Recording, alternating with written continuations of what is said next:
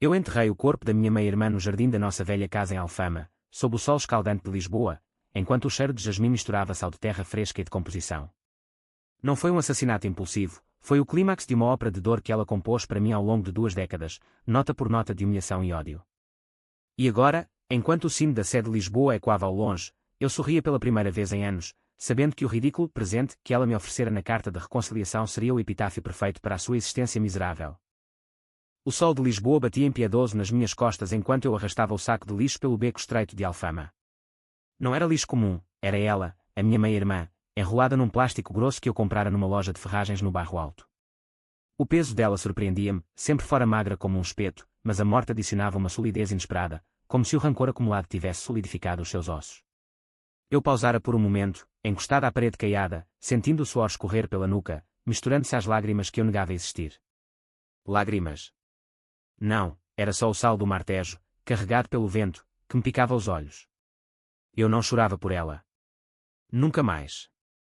Tudo começara há 22 anos, quando o meu pai, um viúvo desajeitado de pescador do cais do Sodré, decidira casar-se com a mãe dela, uma mulher de Setúbal com olhos de serpente e um sotaque que cortava como faca de mola. Eu tinha 8 anos, uma miúda de tranças castanhas e sonhos de vir a ser bailarina no Teatro Nacional de São Carlos. Ela, a Inês, era 2 anos mais velha, com cabelo loiro tingido de sol e um sorriso que prometia doces mas entregava veneno. O casamento fora uma cerimónia modesta na igreja de São Roque, com o cheiro de incenso e o som de fado ao fundo, como se o destino já soubesse que aquilo era uma tragédia em gestação. A mãe dela, a Margarida, era uma força da natureza, ou melhor, uma tempestade. Trabalhava como empregada no Hotel Santa Justa, limpando quartos de turistas alemães e ingleses que deixavam gorjetas generosas e lençóis sujos de saudades. O meu pai, o João, amava-a com a devoção de quem encontra um porto após anos no mar revolto. Mas a Inês... A Inês via-me como uma intrusa no seu território conquistado. Tu não és nada disto, sussurrava-me ela na primeira noite, enquanto as mães riam na cozinha com vinho de colares. O teu pai é um palhaço, e tu és o seu circo ambulante. Os primeiros meses foram um teste de paciência.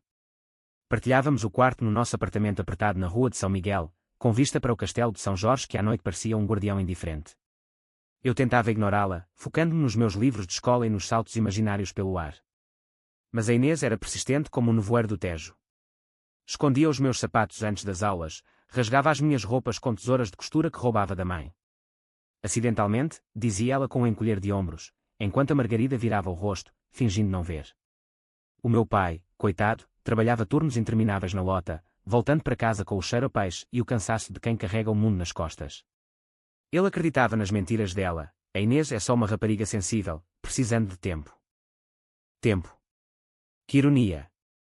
O tempo só amplificou o veneno. Aos 10 anos, eu já tinha cicatrizes invisíveis, as notas que desapareciam da minha carteira escolar, atribuídas a ladrões de rua, os sussurros nos recreios da escola primária em Alfama, onde as outras meninas me evitavam porque a Inês espalhara que eu era a filha bastarda do pescador, com sangue sujo. Eu chorava no banheiro, olhando para o espelho rachado, questionando se o reflexo me traía. Mas o pior veio aos 12 anos, quando ela descobriu o meu diário, um caderno simples com capa de linho, cheio de desenhos de tutus e sonhos de escapar para o mundo além do Tejo. Ela leu em voz alta para as amigas no pátio da escola, transformando as minhas confissões em piadas cruéis. Olha, a princesinha quer dançar. Mas com pernas tortas como as dela, só serve para mendigar no rocio. As risadas ecoaram como facas. Naquela noite, voltei para casa com o rosto inchado, mas não disse nada. Em vez disso, enterrei o diário no jardim, debaixo do limoeiro que o meu pai plantara em memória da minha mãe verdadeira. A Inês encontrou-o dias depois, escavando como um cão raivoso, e queimou na lareira, dançando em volta das chamas enquanto eu assistia da escada, paralisada pelo ódio que nascia em mim como uma semente podre. A adolescência trouxe uma trégua à falsa. O meu pai morreu num acidente na lota, uma corda que se partiu, um guincho que tombou, e o Tejo reclamou o seu corpo como ofrenda. Tinha 45 anos, e eu, 15, enterrei no cemitério dos prazeres sob uma chuva torrencial que lavava as ruas de Lisboa como lágrimas divinas. A Margarida chorou histericamente, mas a Inês sorriu de lado, sussurrando-me no funeral, agora somos só nós, mana. Sem o palhaço para te proteger. Ela tinha 17, já namoriscando rapazes do bairro com um cinismo que a fazia parecer 30. A mãe, quebrada, afundou-se em garrafas de gin de garrafas de supermercado, deixando-me a cargo da casa, lavar, cozinhar, estudar para as provas do secundário enquanto a Inês saía até de madrugada, voltando com o cheiro a tabaco e promessas vazias. Eu sobrevivi à custa de uma teimosia que nem eu sabia ter. Ganhei uma bolsa para a universidade em Coimbra, sonhando com letras e teatro, longe do veneno de Alfama. Mas a Inês seguiu-me como uma sombra. Quando me mudei para o dormitório apertado na cidade velha, com vista para o Mondego, ela apareceu no primeiro fim de semana, fingindo preocupação. A mãe está mal, vem ver. Era mentira, claro. Ela queria inspecionar o meu novo mundo, roubar um colar que eu comprara com o meu primeiro salário de empregada de café, e espalhar rumores entre os meus colegas. Cuidado com ela, é uma ladra de famílias. Eu ignorei, focando-me nas aulas de literatura portuguesa, devorando Camões e os seus sonetos de amor traído, vendo ecos da minha própria dor nas rimas. Mas o ódio dela não parava.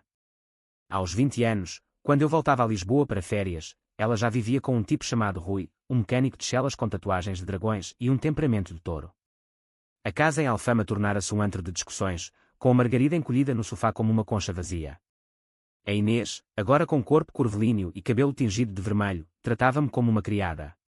Vai buscar cerveja ao chinês da esquina, ordenava, jogando-me moedas sujas. Eu obedecia, não por medo, mas por uma estratégia silenciosa que eu tramava nas noites insones, observar, aprender as fraquezas dela, como um general estuda o inimigo antes da batalha. Uma noite, após uma discussão sobre herança, o pai deixara uma casa modesta em Sintra, que a Margarida prometera dividir. A Inês explodiu. Tu não mereces nada. És uma parasita, sempre foste. Ela atirou-me um copo de vinho tinto, que se estilhaçou contra a parede, salpicando o meu rosto como sangue.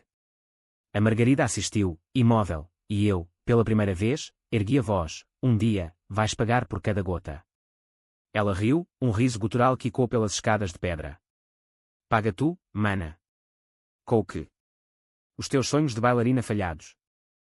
Eu parti de manhã, de volta a Coimbra, com o coração endurecido como o granito do castelo. Formei-me com distinção, arranjei emprego numa editora no Chiado, editando romances de amor que eu lia com desdém. Amor. Que ficção. A Inês, enquanto isso, casou-se com o Rui, teve uma filha chamada Sofia, e afundou-se numa vida de subúrbios em Odivelas, trabalhando como vendedora numa loja de roupa barata. Ouvíamos notícias dela através da Margarida, que eu visitava esporadicamente, mais por pena do que por laço. Ela arrepende-se, dizia a velha, com voz trêmula. Quer-te bem. Mentira. A Inês nunca se arrependia, ela colecionava culpas como troféus. Aos 28 anos, a Margarida morreu de cancro no fígado, um tumor alimentado por anos de gin e ressentimentos. O funeral foi na mesma igreja de São Roque, com menos incenso e mais silêncio. A Inês chorou falsamente, abraçando-me com braços que cheiravam a perfume barato. Somos família agora, só nós. Eu retribuí o abraço, sentindo o pulsar do seu pescoço sob os meus dedos, um lembrete de quão frágil era a carne. Herdámos a casa em Sintra, dividida ao meio como o nosso ódio. Eu vendi a minha parte, comprei um apartamento pequeno no bairro Alto, com varanda para o Tejo, e comecei a escrever o meu próprio livro, um romance sobre irmãs destruídas pelo ciúme, inspirado na nossa história, mas com um twist de vingança que eu guardava só para mim. Anos passaram como o rio, lento e inexorável. Eu publicara o livro com sucesso moderado, Sombras de Alfama, chamava-se, e vivia uma vida modesta, com amores passageiros e noites de fado no Tasca do Chico. A Inês, divorciada do Rui após ele a deixar por uma mais jovem, lutava com a Sofia, agora uma adolescente rebelde, e acumulava dívidas em casinos de Cascais. Não havia há 5 anos, até aquela carta chegar, há uma semana, no meu correio do Chiado. A carta era ridícula, escrita em papel cor-de-rosa com o logótipo de uma florista barata. Querida mana, começava, com caligrafia trêmula. Sinto falta de ti. A vida foi dura, mas aprendi.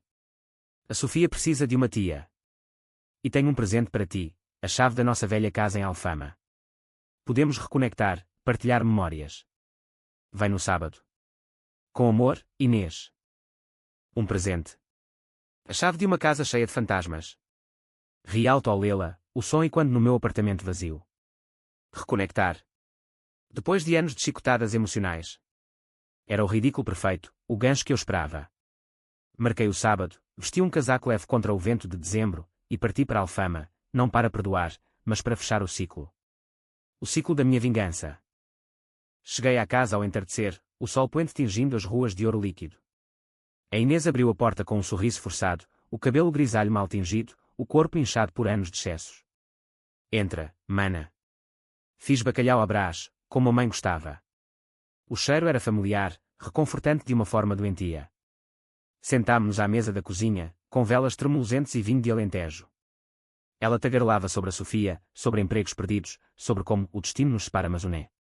Eu ouvia, sorrindo, o copo na mão como uma arma disfarçada. Então, o presente? Perguntei, quando ela pausou para respirar. Ela riu, nervosa, e tirou uma chave antiga do bolso, pendurada num chaveiro de concha do Algarve. Isto abre tudo. A casa, as memórias. E talvez o nosso coração. Ridículo. Como se uma chave pudesse apagar as cicatrizes. Bebi mais vinho, sentindo o calor subir, e comecei a falar, não de perdão, mas de contas pendentes. Lembras-te do diário? Das mentiras na escola? Do copo de vinho? Ela empalideceu, mas negou. Isso foi há tanto tempo, mana. Éramos crianças. Crianças. Eu levantei-me, a cadeira raspando o chão de azulejos. Crianças crescem, Inês. E o ódio também. Ela tentou rir, mas o riso morreu na garganta quando eu peguei na garrafa vazia. O golpe foi rápido, o vidro contra a têmpora, o som de estalo como um ramo seco. Ela caiu, os olhos arregalados de incredulidade.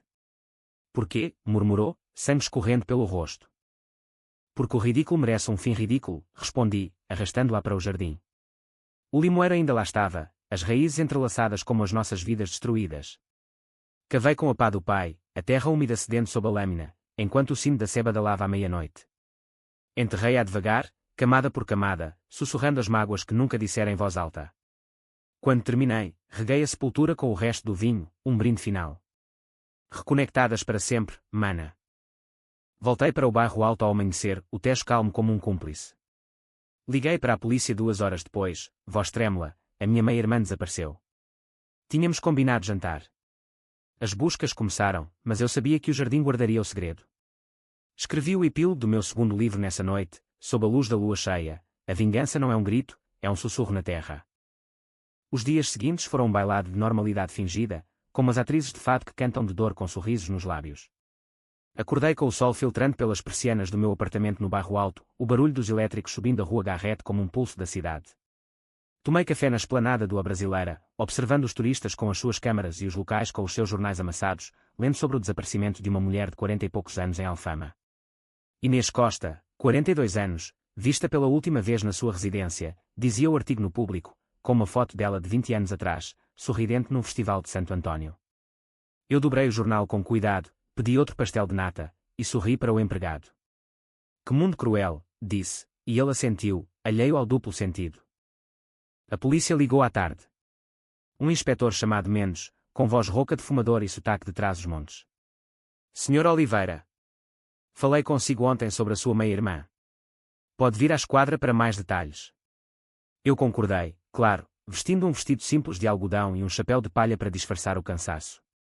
A esquadra ficava no Martim Muniz, um edifício cinzento rodeado de lojas de marroquinaria e o cheiro a caril dos restaurantes nepaleses.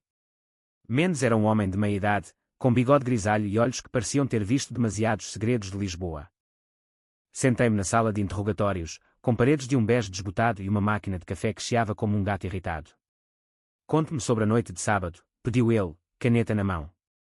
Eu respirei fundo, deixando as lágrimas brotarem, não de culpa, mas de performance. Ela convidou-me para jantar. Falámos do passado, de família. Parecia sincera, pela primeira vez. Depois, eu fui embora por volta das 10. Ela disse que ia deitar-se cedo. Mentira tecida com fios de verdade, como os bordados alentejanos que a Margarida fazia nas noites quietas. Mendes anotou, franzindo o sobrolho. Algum inimigo? Dívidas. Eu hesitei, como se doesse recordar. Ela tinha problemas com o ex-marido, o Rui. E dívidas de jogo, sim. Mas nada que justificasse. Deixei a frase pairar, e ele assentiu, compreensivo. Vamos investigar.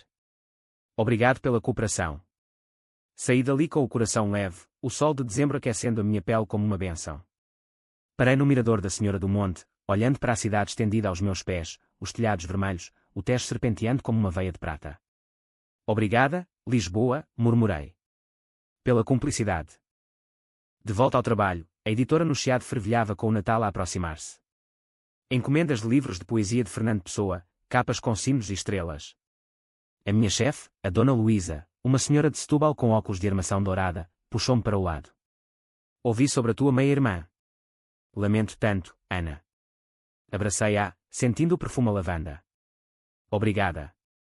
A vida continua, não é? Ela sorriu, triste. Sim, mas o luto. Leva tempo. Tempo. Novamente essa palavra.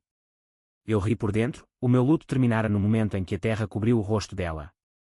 Escrevi à noite, o meu refúgio. O segundo livro ganhava forma, O Rio das Sombras, uma história de irmãs separadas por um segredo enterrado, onde a narradora planta flores sobre a sepultura da rival. As palavras fluíam como o Tejo em maré alta, carregadas de imagens vívidas, o brilho dos azulejos rachados, o sabor salgado do bacalhau, o sussurro do vento nos becos. Mas entre linhas, eu tecia a minha verdade, a psicologia do ódio, como ele corrói a alma como ácido em mármore. Eu lera Freud na universidade, sonhando com o divã, mas agora vivia a análise, a Inês projetara os seus demónios em mim, e eu, em retaliação, tornara-me o espelho que a quebrara. A Sofia ligou na terça-feira. A filha dela, agora com 18 anos, voz trêmula pelo telefone. Tiana. É a Sofia. A polícia disse que falaste com eles. Onde está a minha mãe? Senti um aperto no peito, não culpa, mas pena. Ela era inocente, uma vítima colateral do veneno materno. Eu não sei, querida. Ela parecia bem quando parti. Silêncio do outro lado, interrompido por soluços. Ela falou de ti na semana passada. Disse que ia dar-te a casa. Que eras a única família. Ri baixo, amargo. A família é complicada, Sofia. Vem cá, se quiseres. Podemos falar. Ela veio no dia seguinte, um vendaval de juventude num casaco oversize e botas de combate. Sentámo-nos na minha varanda, com chá de hortelã e vistas para o castelo iluminado ao pôr do sol. Sofia era a imagem da Inês jovem, olhos verdes penetrantes, cabelo castanho ondulado, mas sem o veneno, só confusão e dor. A mãe era difícil. Gritava muito, bebia. Mas amava-me, à maneira dela. Eu ouvi, acenando, sentindo o peso da herança. Eu sei. Ela era assim comigo também. Mas tu não és ela, Sofia. Podes escolher diferente. Falámos até tarde, sobre sonhos dela, queria estudar arte na Faculdade de Belas Artes, pintar os contrastes de Lisboa. Eu prometi ajudá-la, uma redenção parcial pelo sangue nas minhas mãos. Quando ela partiu, abracei-a forte, sentindo o cheiro a jasmim do seu perfume, o mesmo que a Inês usava. Vai ser tudo bem, menti, mas acreditando um pouco. Sozinha, desci ao jardim do prédio, um pequeno oásis de buganvílias e palmeiras. Plantei uma muda de jasmim ali, regando-a com água do Tejo que eu trouxera numa garrafa. Para ti, Sofia, sussurrei. Não para ela. A investigação prosseguia, mas devagar, como o tráfego na ponte 25 de Abril. Mendes ligou novamente, convidando-me para ver fotos de suspeitos, o Rui, com o seu ar de lobo, e uns credores de casino com olhares shakespearianos. Nenhum parece promissor, disse ele. Mas algo me incomoda na história. Vocês eram próximas. Hesitei, o telefone quente na mão. Próximas. Como óleo e água, inspetor. Mas sangue é sangue. Ele riu, seco. Sangue mancha, Sr. Oliveira. Lembre-se disso. Eu desliguei, o coração acelerando. Manchar. A terra de Alfama engolir as manchas, nutrindo o limoeiro com segredos. Mas o sono fugia-me agora, noites passadas a reencenar o golpe, o arrastar, o enterrar. Acordei suada, o sonho vívido, a Inês erguendo-se da sepultura, mãos enlameadas estendidas. Reconecta-te comigo, mana, gemia. Corri para o banheiro, vomitei o jantar, o azulejo frio contra a testa. Era o preço da vingança, não só o ato, mas o eco na mente, como um fado que se recusa a acabar. Decidi viajar para escapar. Comprei bilhete para o Porto, terra da minha mãe distante, onde o Douro serpenteia entre vinhas como veias de vinho tinto. Parti de comboio na quinta-feira, ó desfocando-se em tons de verde e azul. No Porto, caminhei pelas ruas de Ribeira, o cheiro a francesinha misturando-se ao sal do Atlântico. Visitei a livraria Lelo, tocando os livros como talismãs, e subi à Torre dos Clérigos, olhando para o horizonte onde o céu encontrava o mar. Ali, no topo, gritei para o vento, eu sou livre. Mas o vento devolveu o eco, de quê? De ti mesma. Voltei a Lisboa no domingo, renovada mas assombrada. A Sofia esperava-me à porta do apartamento, com uma mala pequena. Posso ficar uns dias? A polícia revistou a casa da mãe. Encontraram drogas, dela não, mas do Rui. Dizem que pode ser ligado. Abracei-a, sentindo o tremor no seu corpo. Claro, fica. Somos família agora. Deitámo-nos no sofá, vendo filmes antigos de Manuel de Oliveira, rindo de diálogos absurdos. Pela primeira vez, senti algo próximo de paz, não absolvição, mas continuidade. Mas a noite trouxe a carta. Escondida no fundo da mala da Sofia, uma segunda missiva da Inês, não enviada, um rascunho amarrotado. Ana, se leres isto, é porque falhei. O presente é mais que a chave, é a confissão. Eu roubei a tua vida, mas tu roubaste a minha sanidade. Perdoa-me, ou mata-me. Tanto faz. O papel tremia na minha mão. Ridículo, até no fim. Guardei-a no meu diário novo, um caderno de cor de mafra, e jurei, o ciclo acaba aqui. Com Sofia. O mês de janeiro trouxe chuvas como catarse, lavando as ruas de Lisboa em cascatas que transformavam os becos em rios efêmeros. A Sofia instalou-se no meu apartamento como uma hóspede permanente, o seu riso enchendo os espaços vazios como luz através de nuvens. Cozinhávamos juntas, cataplana de marisco com especiarias do mercado da Ribeira, pão de milho quente do padeiro da esquina, e falávamos de tudo e de nada, os namorados dela que vinham e iam como elétricos, os meus manuscritos inacabados, os fantasmas que pairavam sobre nós. A mãe contava histórias sobre ti, disse ela uma noite, enquanto lavávamos a louça sob o som da chuva contra a janela. Dizia que eras a forte, a que escapou. Eu parei, a esponja pingando na pia. Forte. Ou só teimosa? Ela riu, salpicando água. Ambas. Mas eu quero ser como tu, tia. Escrever, criar, não só sobreviver. O tia soava estranho, como um título nobre num reino destruído, mas aquecia-me por dentro. Ensinei-a a estruturar um conto, a cavar nas profundezas da mente como um mineiro procura ouro negro. Ela pintava enquanto eu escrevia, telas salpicadas de azuis do Tejo e vermelhos de raiva contida. O apartamento transformara-se num ateliê improvisado, cheirando a tinta e café forte. A investigação da polícia arrastava-se como um fado lento.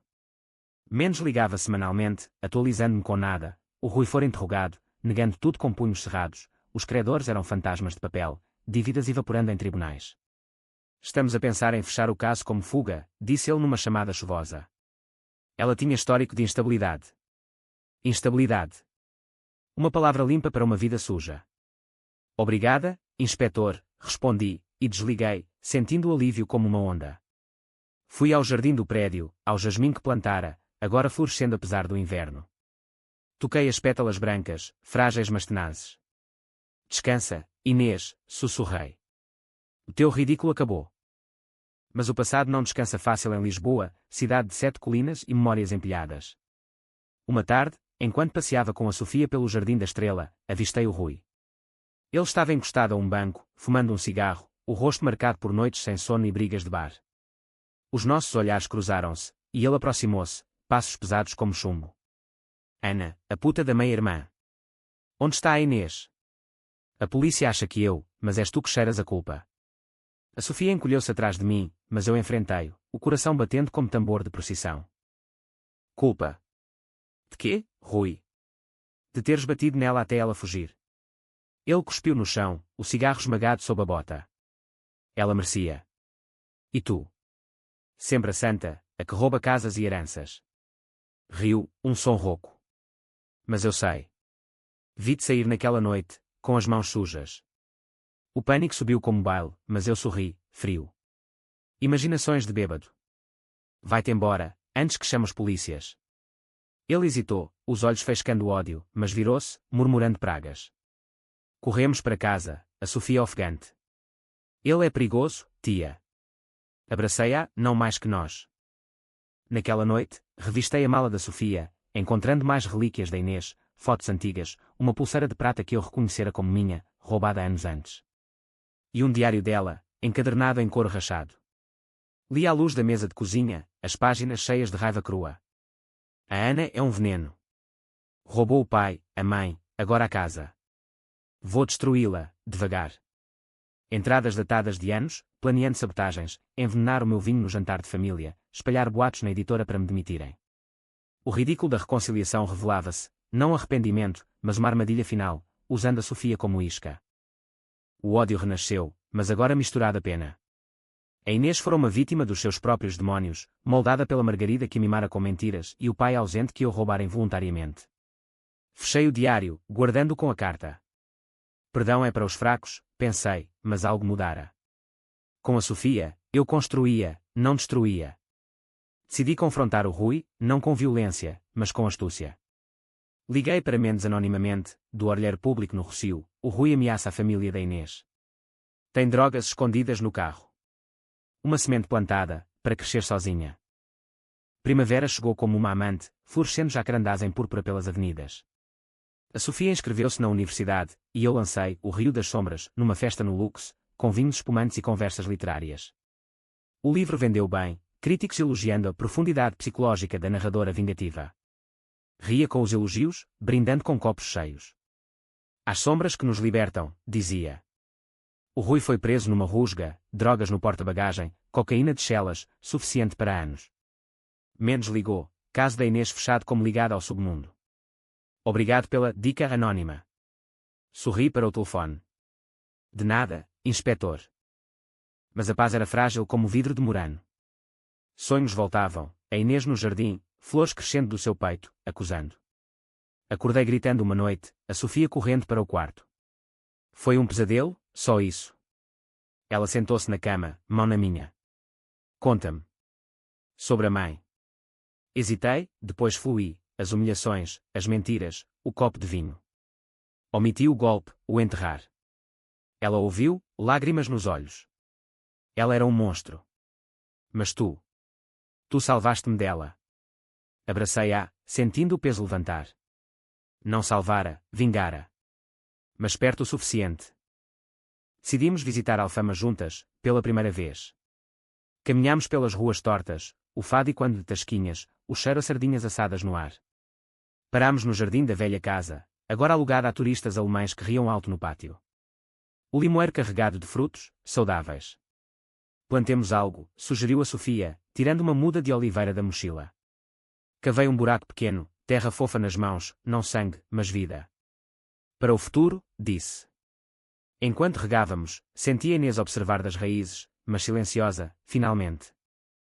O verão trouxe calor opressivo, como o abraço de um amante ciumento.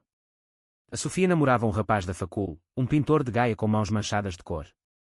Eu aprovaria, vendo-os passear pelo Tejo ao pôr do sol. O meu livro escalou listas, convites para festivais em Évora e Faro. Mas numa noite de julho, durante uma leitura no Bertrand, uma mulher idosa aproximou-se. Ana Oliveira. Sou prima da Margarida. Ouvi sobre a Inês. Triste, não é? Ela sempre invejou-te. Os olhos dela, velhos como o Tejo, perfuravam. Inveja. O amor distorcido. Ela sorriu, enigmática. Amor é o pior veneno, minha querida. Voltei para casa perturbada, o ridículo da carta e quando? Amor. A oferta da Inês não era reconciliação, era súplica por misericórdia que eu negara. Escrevi febrilmente, páginas de confissão não para publicar, mas para purgar. A Sofia encontrou-as, lendo em silêncio. Tia. Mataste-a. O ar fugiu do quarto. Olhei para ela, o rosto pálido como azulejo. Sim. Mas ela matou-me primeiro, devagar. Silêncio, depois abraço. Eu entendo. Agora, enterra isso também. Enterrei as páginas no jardim do Barro Alto, ao lado do jasmim. O ciclo fechava-se, não com sangue, mas com raízes. O outono em Lisboa é um quadro de Turner, tons de ocre e âmbar, folhas caindo como confetes numa procissão fúnebre. A Sofia e eu tínhamos estabelecido uma rotina que mascarava as fraturas, manhãs de café no comércio, tardes de trabalho e estudo, noites de conversas profundas sob as estrelas que pontilhavam o céu sobre o castelo. Ela prosperava na faculdade, as suas pinturas ganhando prémios em exposições no MAT, cheias de linhas duras e cores vivas que capturavam a essência da nossa cidade, beleza entre ruínas. Eu, enquanto isso, mergulhava num novo projeto literário, um ensaio sobre a psique das irmãs em literatura portuguesa, de Sofia de Mello a Lídia Jorge, entrelaçando as minhas próprias cicatrizes sem as nomear. Mas o fantasma da Inês persistia, não no jardim de Alfama, mas na minha mente, como um eco de fado que se recusa a silenciar. Sonhos evoluíam, agora, ela não acusava, dançava, um bailado grotesco de tutu rasgado, zombando dos meus sonhos infantis de bailarina. Acordava com o corpo dorido, como se tivesse dançado eu mesma, os músculos protestando contra memórias enterradas. Consultei um terapeuta no Chiado, um homem discreto chamado Dr. Vasconcelos, com consultório cheirando a livros velhos e chá de camomila. A vingança é um espelho quebrado, disse ele na primeira sessão, os óculos refletindo a luz da lâmpada. Corta quem segura. Eu ri, amarga. Então, como se reconstrói? Ele sorriu, paciente. Peça por peça, aceitando as arestas.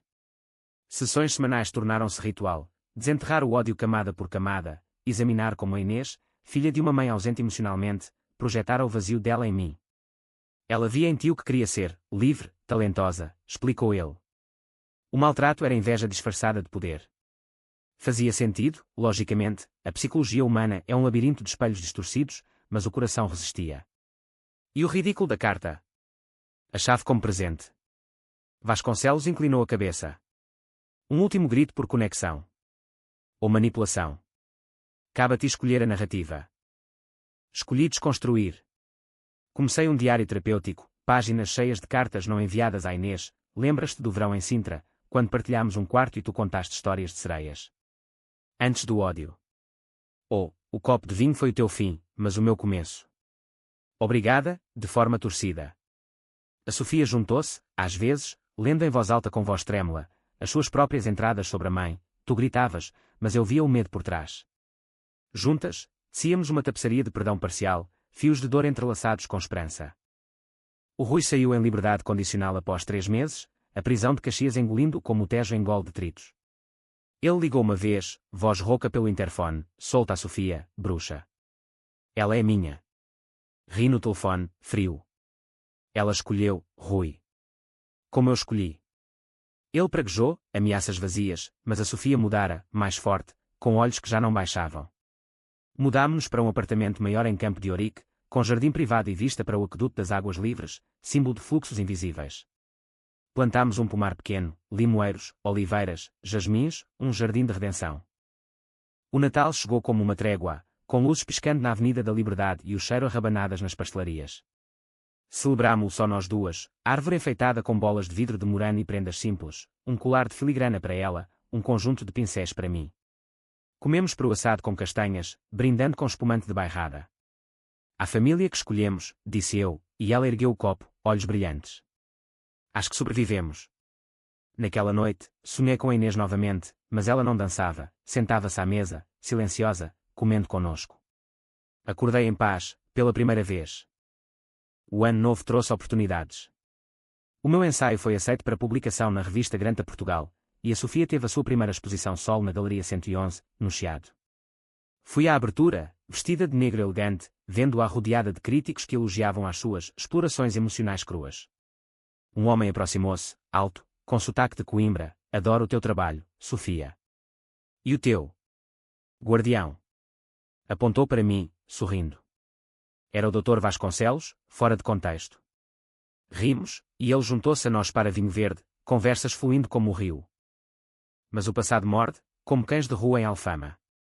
Em fevereiro, durante uma caminhada no Parque Eduardo VII, avistei a prima da Margarida novamente. Ela esperava num banco, lenço na cabeça como viúva de fado. Ana, preciso falar. Sentei-me, o coração apertado. Sobre a Inês. Ela assentiu, olhos úmidos.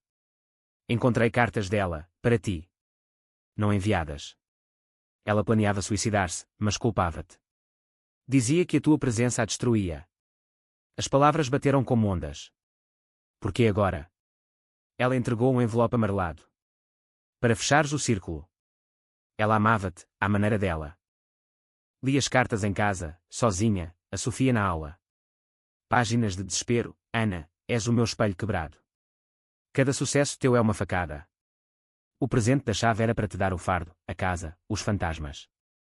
Mata-me com ele, ou salva-me. Ridículo, sim, mas humano.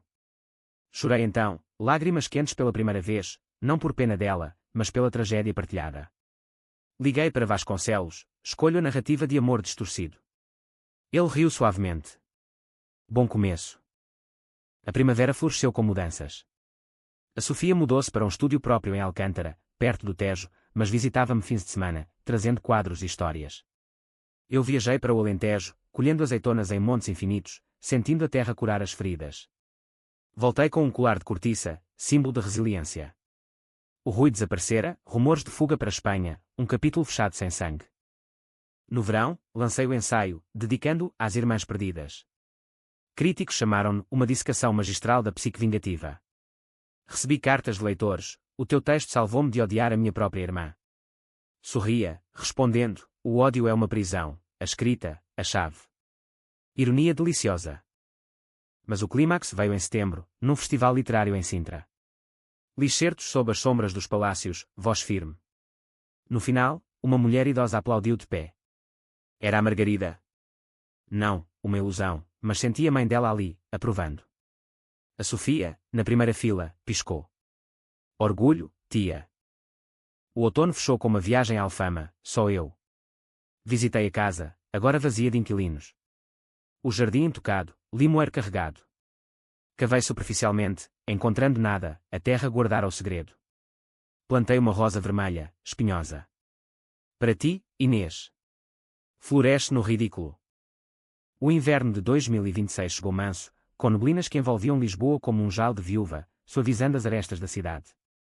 A minha vida estabilizara num ritmo de maré, trabalho na editora, sessões com Vasconcelos agora quinzenais, fins de semana com a Sofia que se tornaram uma presença constante, como a brisa do Tejo. Ela expusera em Paris, uma bolsa curta na École des Beaux-Arts, e voltava com histórias de croissants e luzes noturnas que faziam o Sena parecer um impostor do nosso rio. Lisboa é insubstituível, dizia ela, e eu assentia, sabendo que era a nossa resiliência, não as pedras, que encorava. O caso da Inês fora arquivado oficialmente em novembro, um parágrafo esquecido nos arquivos da PJ. Mendes ligou para informar, fuga confirmada. Rumores de Brasil. Ri sozinha no apartamento, imaginando-a em Copacabana, servindo caipirinhas com o mesmo sorriso falso. Boa viagem, mana, murmurei, brindando com um copo de Porto Tawny. Mas o ridículo persistia em ecos. A Sofia encontrara mais pertences da mãe no armazém Odivelas, caixas de cartas, fotos, um testamento rabiscado deixando tudo para mim, a irmã que merecia. Li-o à luz da lareira elétrica, o papel crepitando como folhas secas. Tarde demais, pensei, mas guardei-o como relíquia. Vasconcelos desafiou-me a um exercício, escreve a tua vingança como redenção. Hesitei, mas obedeci, produzindo um conto curto, A Chave Enterrada, onde a narradora planta a meia-irmã num jardim metafórico, florescendo flores de perdão. Publiquei-o anonimamente numa revista online, e as respostas inundaram, uma obra-prima de catarse. A Sofia leu, chorando. É nós, tia. Obrigada por não me enterrares também. A vida amorosa, outrora um deserto, brotou inesperadamente. Encontrei-me com o curador da exposição da Sofia, um homem chamado Miguel, de Évora, com mãos de escultor e olhos que viam além das superfícies. Conhecemo-nos num café no Cais do Sodré, conversas fluindo de arte para a alma portuguesa, o saudoso, o fado como terapia. Tu escreves como quem sangra palavras, disse ele na terceira cita, tocando a minha mão sobre a mesa de mármore. Eu curei, sentindo o toque como eletricidade. E tu esculpes como quem cura feridas. Namoriscámos devagar, passeios pelo Monsanto, piqueniques no Tejo com queijos de azeitão e memórias partilhadas. Ele perdera uma irmã para o cancro, eu omiti a minha para a terra. A Sofia aprovou imediatamente, chamando-o o tio postiço. Rimos, planeando jantares a três, com bacalhau cozido e histórias de família inventadas. Mas o passado entrodia, numa noite de março, durante um jantar no Time Out Market, avistei uma figura familiar, o Rui, magro e barbado, bebendo sozinho num balcão de gin. Os nossos olhares cruzaram, e ele ergueu o copo num brinde sarcástico. A família unida. O estômago revirou, mas Miguel notou. Ex da Inês. Assenti, e ele apertou a minha mão. O passado é um convidado indesejado. Manda-o embora. Mandei, de facto. No dia seguinte, contratei um detetive privado, um ex-polícia de Belém, discreto como as sombras do aqueduto. Descobre onde ele está, e porquê. Relatório veio rápido. O Rui vivia num quarto alugado em Benfica, trabalhando em oficinas ilegais, viciado em apostas online. Não ameaça direta, mas instável. Paguei em dinheiro, e avisei Mendes anonimamente novamente. Rui planeia algo contra a família Costa. Uma rede de segurança, tecida com fios de paranoia. A primavera trouxe florescimento literal. O jardim em Campo de Ourique explodiu em cores, rosas vermelhas entrelaçando-se com jasmins, um tapete vivo sobre o esquecimento. Plantei uma placa discreta, em memória das raízes profundas. A Sofia e o Miguel ajudaram, mãos na terra, risos e quando. Isto é cura, disse ela, limpando suor da testa. Concordei, sentindo o peso do enterrado dissipar-se como névoa matinal. O verão foi de viagens, Évora com Miguel, colhendo uvas em vinhas alentejanas, o sol beijando a pele como amante. A Sofia juntou-se em Faro, praias do Algarve onde nadávamos nuas sob a lua, rindo de conchas e segredos. A mãe odiava o mar, confessou ela uma noite, à volta de uma fogueira.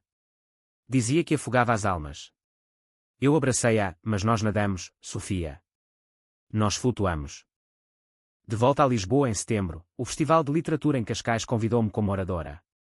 Falei sobre a psique da vingança na narrativa portuguesa, citando essa e os seus adultérios morais, entrelaçando com a minha história velada.